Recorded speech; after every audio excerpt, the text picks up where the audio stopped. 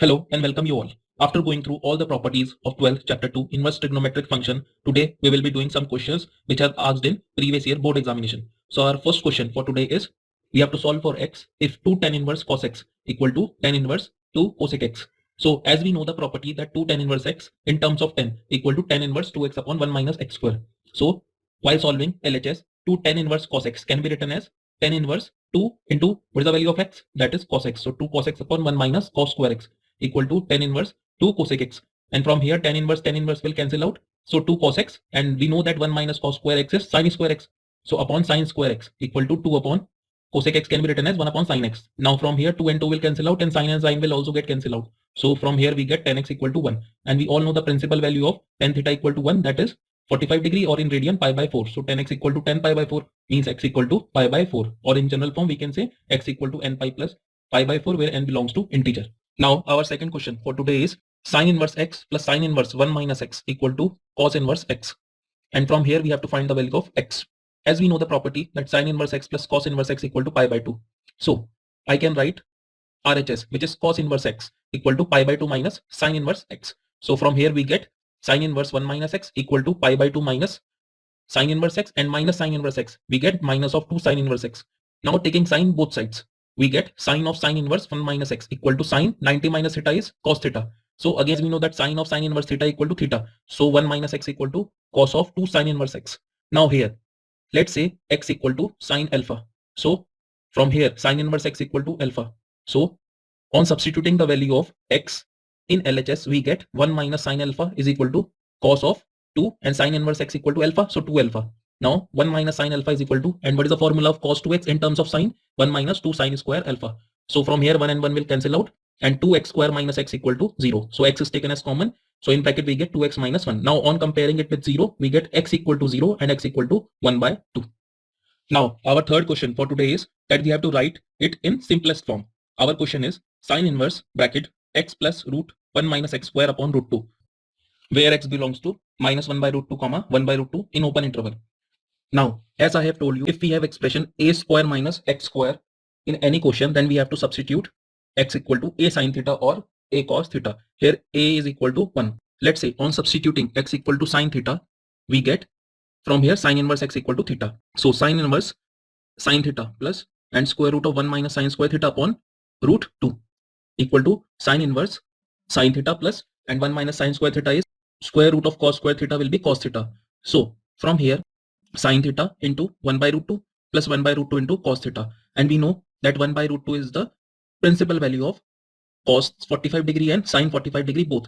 So from here we can say that sin inverse equal to sin theta into cos pi by 4 plus cos theta into sin pi by 4. And we know the formula of sin a cos b plus cos sin a, which is sin a plus b. So from here we get sin inverse sin of theta plus pi by 4, and sin inverse sin will cancel out. So our answer is theta plus pi by 4, and theta is replaced by sin inverse x. So final answer is pi by 4 plus sin inverse x. Now our fourth question for today is if cos inverse x upon a plus cos inverse y upon b equal to alpha, then prove that x square upon a square minus 2x xy upon ab cos alpha plus y square upon b square equal to sin square alpha.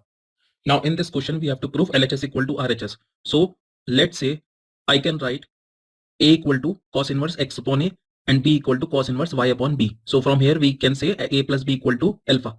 Now from here we know that cos a equal to x upon a and cos b equal to y upon b, and we know the identity that sin square a plus cos square a equal to 1. So sin square a equal to 1 minus cos square a, and sin a equal to square root of 1 minus cos square a. Since we know cos a equal to x upon a, so sin a will be equal to square root of 1 minus cos square a, which is 1 minus x square upon a square.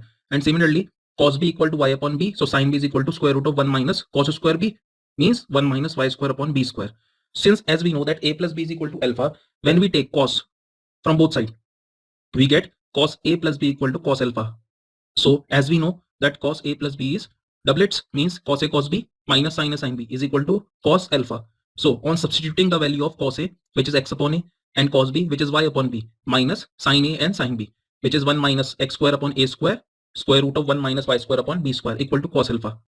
Now from here on shifting cos alpha to LHS, we get xy upon ab minus cos alpha equal to square root of 1 minus x square upon a square, square root of 1 minus y square upon b square. Now squaring both sides. So in LHS we have a minus b whole square. So again apply the identity, a square plus b square minus 2ab. And in RHS, we know that after squaring both sides, the square root will cancel out. So on solving it, we get x square y square upon a square b square plus cos square alpha minus 2xy upon ab cos alpha equal to 1 minus y square upon b square minus x square upon a square plus x square y square upon a square b square. So x square y square upon a square b square will cancel out from both the side. Therefore, on shifting LHS to RHS, we get x square upon a square minus 2xy upon ab cos alpha plus y square upon b square. And in RHS, we have 1, and when we shift cos square alpha to RHS, we have 1 minus cos square alpha, which is equal to sin square alpha. So hence we have proved our result. Now comes to fifth question, in which we have to evaluate tan of 1 by 2 cos inverse root 5 upon 3. So in this question, let's say I am assuming that theta is equal to 1 by 2 cos inverse root 5 upon 3. So from here, on cross multiply, it become 2 theta, and cos inverse will become cos 2 theta equal to root 5 by 3.